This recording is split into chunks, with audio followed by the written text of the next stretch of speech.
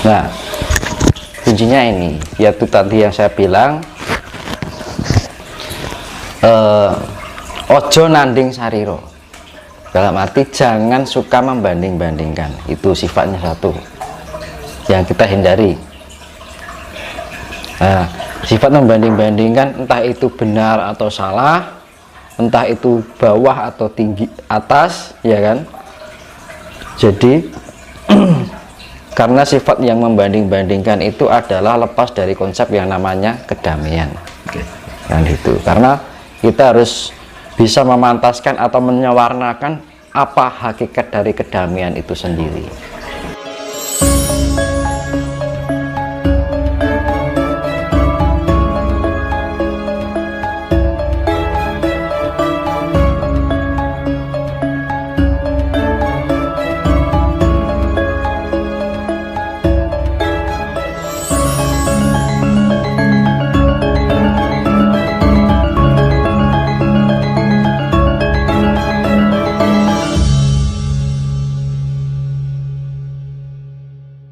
Wujudake nur cahya anu dulu itu lah terciptanya itu. Makanya kita belajar dari itu proses penciptaan. Tapi penciptaan yang sifatnya kita generasi loh. Nah, itu proses penciptaan untuk menuju ke tubuh fisik. Nah, tubuh fisik ini kita mempunyai sifat 4 unsur alam, air, tanah, api, angin, gimana Mas. Nah, itu menciptakan nyawa itu bisa merangsang yang terbentuknya roh atau ion. Ion ini tidak akan masuk ke dalam tubuh kalau tidak ada nyawanya. Beda ya, antara roh sama nyawa itu beda. No? Sukma, nyawa, roh itu beda. Roh itu ya sukma yang turun ngejauhin wantah gitu. Oh, tadi Mas Yunus kan menyebut bahwa manusia itu diri kita kan dari 4 anasir kan. Mungkin dalam istilah Jawa sebut papat, betul? Perwakilan dari 4 anasir ini sing diarani roh. Mas. Lah perwakilan dari Bopo Angkoso yang satu itu adalah sukma. Gitu, Mas.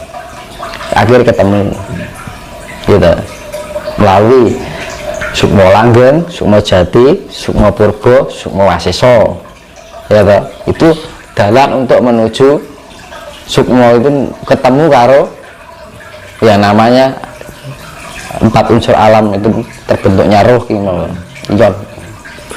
Berarti gini Mas, 4 unsur tadi itu kalau di dalam istilah Jawa namanya Silupapat itu ya Mas? Silupapat kali pancar itu sifat. Kalau kita zaman sekarang dijelaskan itu kan Dora Mudeng toh.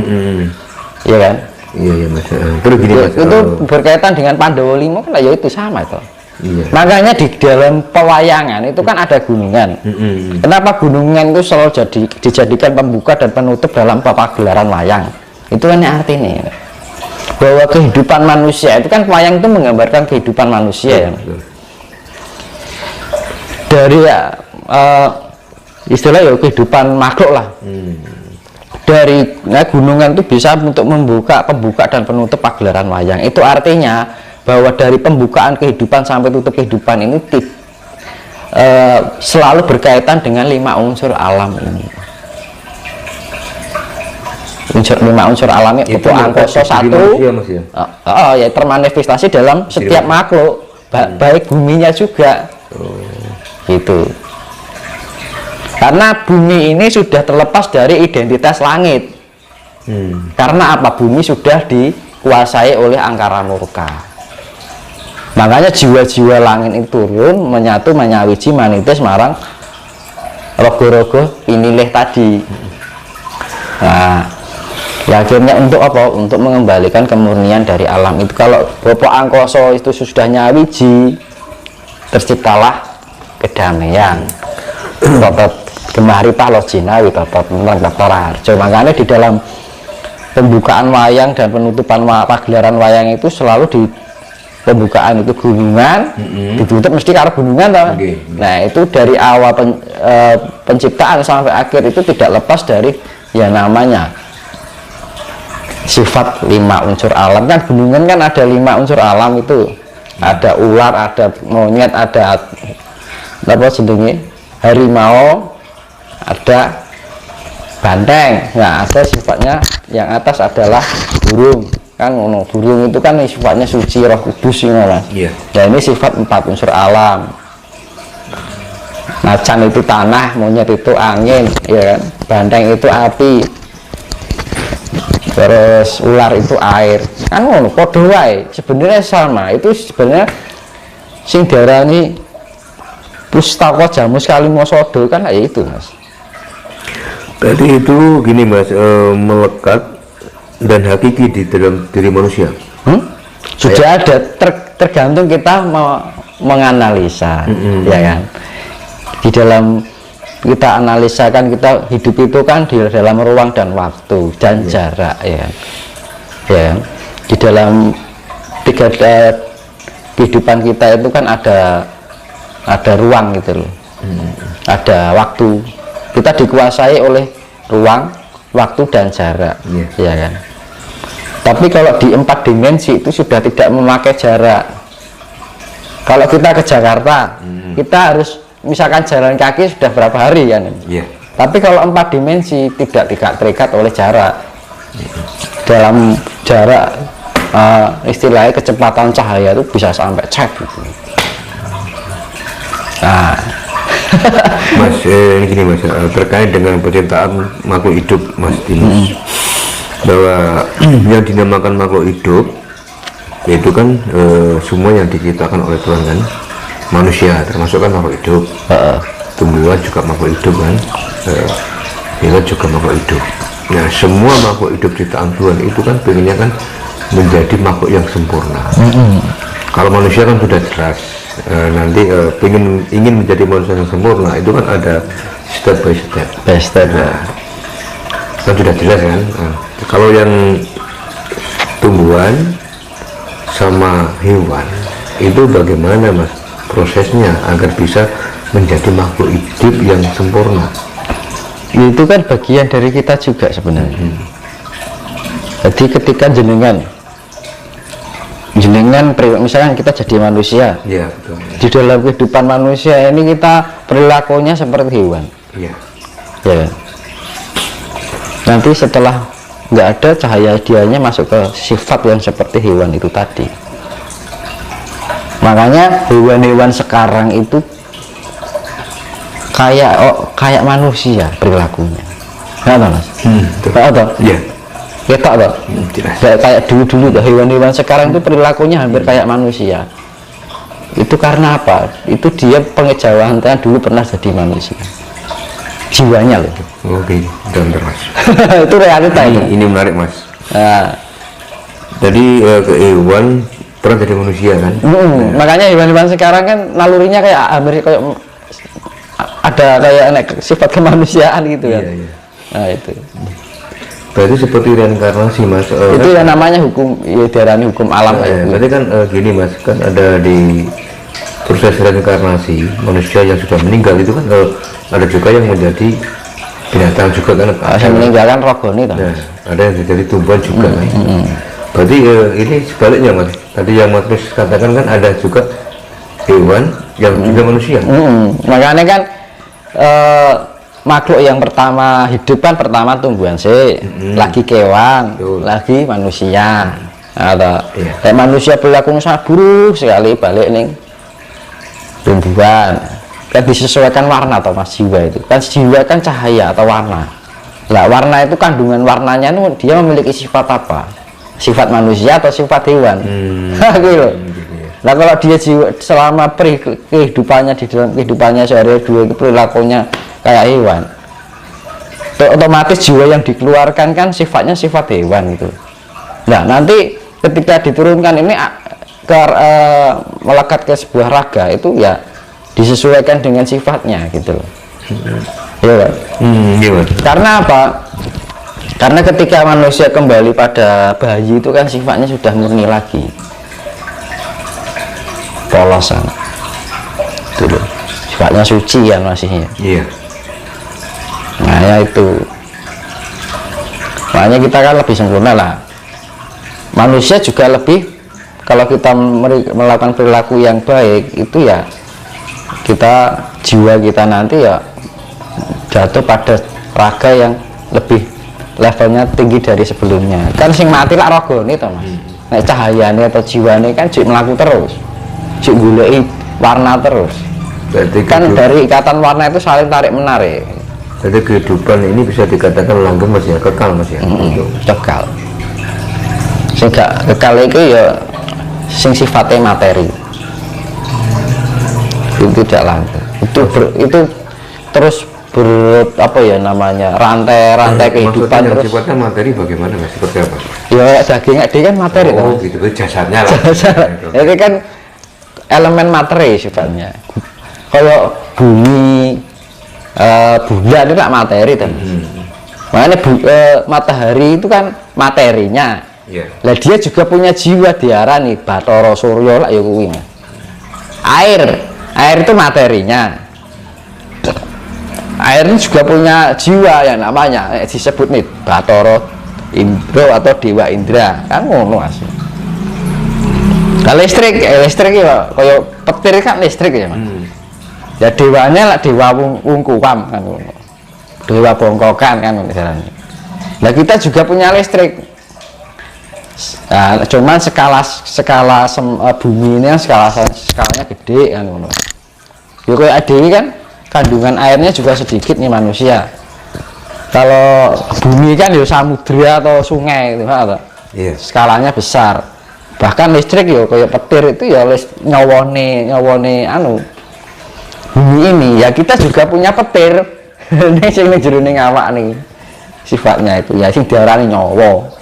Kan itu lah, nyawa itu unsur listrik. Lah unsur listriknya apa? Karena ada pergerakan 4 unsur alam ini, maka terciptalah energi kelistrikan. Nah, karena apa? Di dalam 4 unsur alam ini terjadi energi magnet. Kan ada pergerakan magnet itu, maka terciptanya energi listrik. Sebaliknya, ketika ada energi listrik juga bisa menciptakan energi magnetik.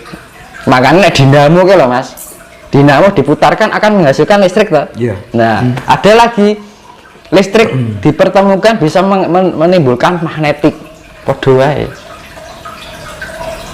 Itu sebenarnya sistem kelistrikan magnetika itu juga sama di dalam proses di dalam diri kita, cuman sifatnya biotik dan abiotik. Ya, kalau dinamo kan abiotik sifatnya, benda non tidak hidup kan. Kalau kita kan benda hidup. Biotik sifatnya biotik kan. Tadi tentang itu Mas, peradaban, perubahan, kehidupan baru. Jadi ini saya beri kuncinya ya. Untuk kita bisa terpantaskan di peradaban baru itu, kita nggak usah muluk-muluk terlalu jauh dulu. Kita ke internal dulu aja. Dan ini, kalau urusan eksternal nanti sudah ada yang mengatur kok semuanya. Alam yang mengatur. Nah, kuncinya ini, yaitu tadi yang saya bilang, ojo nanding sariro. Dalam arti jangan suka membanding-bandingkan. Itu sifatnya satu yang kita hindari. Nah, sifat membanding-bandingkan, entah itu benar atau salah, entah itu bawah atau tinggi atas, ya kan. Jadi karena sifat yang membanding-bandingkan itu adalah lepas dari konsep yang namanya kedamaian. Yang itu, karena kita harus bisa memantaskan atau menyawarnakan apa hakikat dari kedamaian itu sendiri. Dan gitu, jenenge zaman kedamaian, namanya aja zaman kedamaian kan. Penuh dengan kasih sayang. Berarti kan kita tidak boleh membanding-bandingkan antara ras satu dan ras yang lain, ya kan? Antara bangsa satu dengan bangsa yang lain, antara makhluk satu dengan makhluk yang lain, ya kan? Sifatnya kesetaraan yang diartikan hamemayu hayuning sasono. Kita lebih menghargai sesama, bahwa kita semua adalah bagian satu kesatuan dari ciptaan Tuhan, kan gitu. Kita sama-sama ciptaan Tuhan yang harusnya saling menghargai. Itu yang namanya, yaitu satu adalah kuncinya ojo nanding sariro, jangan membanding-bandingkan. Nah itu. Terus kunci yang kedua, ojo ngukur sariro, jangan suka mengukur. dalam arti aku segini, kamu segitu, dia segitu, dia itu jangan. Itu juga lepas dari konsep yang namanya lepas dari konsep hakikat dari kedamaian itu sendiri. Karena di dalam kedamaian tidak ada unsur yang saling menilai, entah itu baik atau buruk, kan suatu penilaian kan gitu kan. Daripada kita menilai yang lain, lebih baik kita menilai diri kita sendiri kan gitu. Itu alangkah lebih baik kan. Karena menilai dengan memberikan saran lain, beda, nah, beda kan. Kalau menilai itu sifatnya menjudge atau menghakimi. Misalkan ada orang buruk, kita anggap buruk, ya kan. Sedangkan yang buruk aja tidak pernah mengatain diri kita kan gitu. Yang dianggap buruk itu kadang seperti itu, ya kan, di dalam kehidupan sehari-hari itu. Nah itu kan jebakan-jebakan yang seperti harus kita waspadai ya.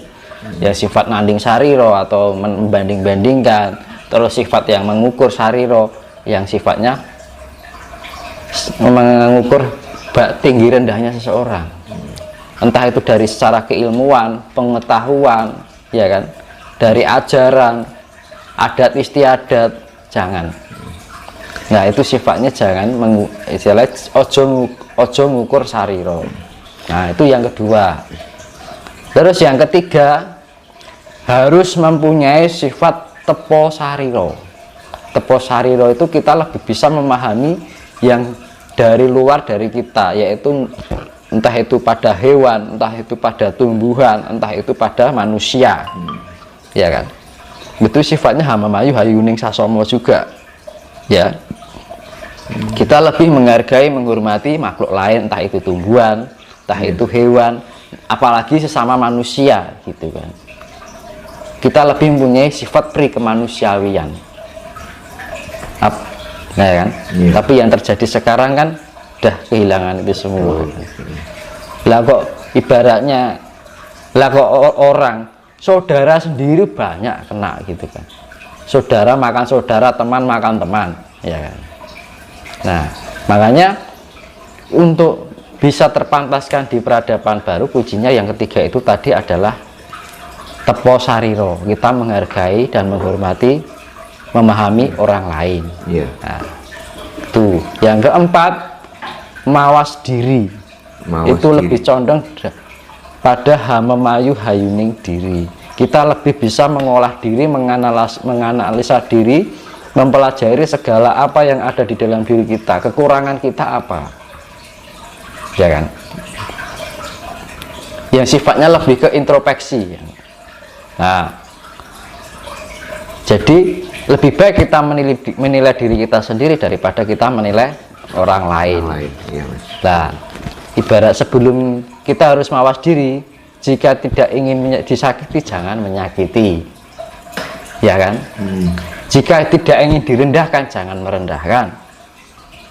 Karena apa? Tidak ada yang ditinggikan selama kita masih bisa mau merendahkan. Tidak ada kebenaran jika kita masih mau menyalahkan. Nah, wong Jawa kan rato nyalah-nyalahke wong, rato nyalah-nyalahke ajarane wong liya kan. Selalu mengalah, Mas. Nah, gitu. Meskipun tidak-injak tapi terus mengalah. Enggak pernah istilahnya ngukur ajaranku itu paling sempurna di dunia ini. Nah, itu masuk pada sifat ngukur sariro. Nah, itu tidak terjadi pada leluhur kita orang Jawa. Tapi malah sering diukur-ukur dengan ajaran lain kan gitu. Bahkan kalau bisa mau dimusnahkan. Nah itu ada yang sifatnya merasa paling baik, paling sempurna. Itu yang namanya masih mengukur. Nah itu yang tidak dipantaskan di peradaban baru. Nah itu tadi mawas diri ya. Mawas diri itu lebih ke introspeksi diri.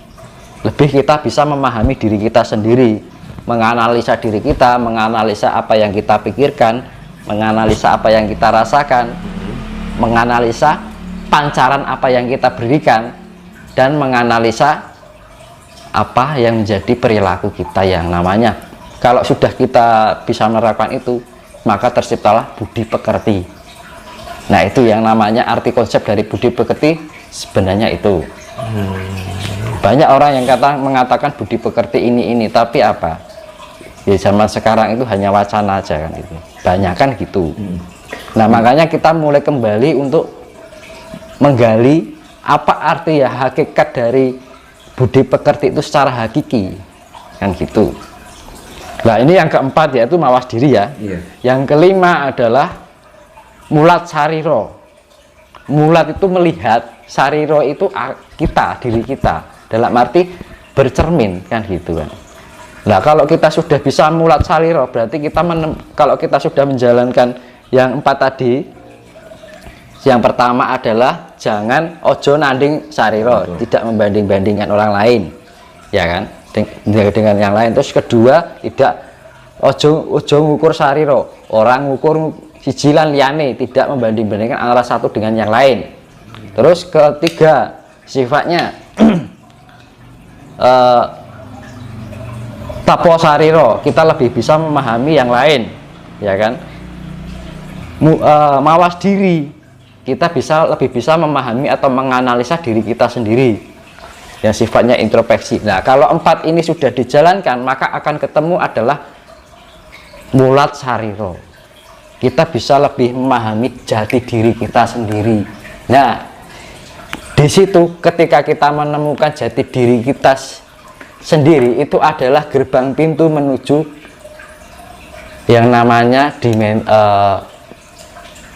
kita bisa menemukan hakikat dari ketuhanan itu sendiri. Oh, gitu ya. Nah, itu jadi jangan harap bisa bertemu istilahnya jangan harap bisa mengenal Tuhan jika tidak bisa mengenal jati diri kita sendiri. Jika ada orang yang mengaku sudah dekat dengan Tuhan, dekat dengan yang sifat istilah nama apa lain yang diibaratkan dari nama lain dari Tuhan, tapi tidak bisa mengenal jati dirinya, itu hanya omong kosong, nonsen ya. Nah, gitu.